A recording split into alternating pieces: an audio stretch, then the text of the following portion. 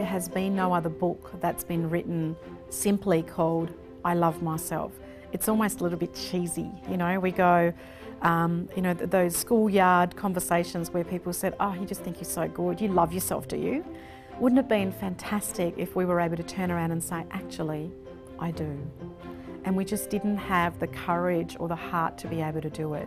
So I wanted to bring this, the phrase of I love myself, which is such a challenging thing for all of us as human beings, and just call it that.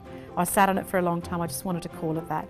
So the book has got research with over 500 women that we've researched and interviewed. We've got focus groups, so it's based on quite a lot of evidence, but it's also based on this very simple concept, but very hard to implement concept of what does it feel like when we love ourselves, and when we love ourselves, what does it actually mean, and what are we able to create when we truly begin to love ourselves. I really wanted to self-publish the book and go through Balboa Press because my vision on this book is for it to be ideally picked up by Hay House, and I knew that the only way to get into Hay House with this book would be through Balboa.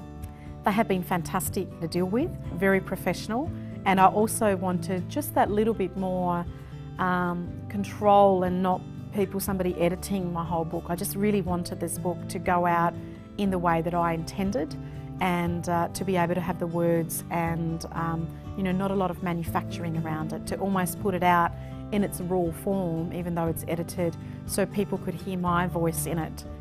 When I held the book, I cried. I just went, wow, I have poured my heart out and here it is in paper form.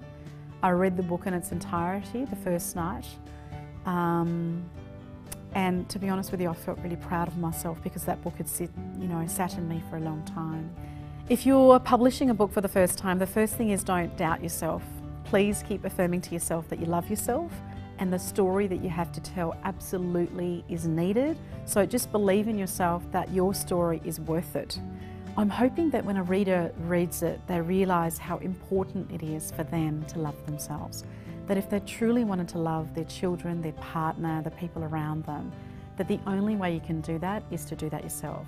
Once people learn to love themselves, they will get that message out, and that the ripple effects of people loving themselves will actually improve their relationships for people around them.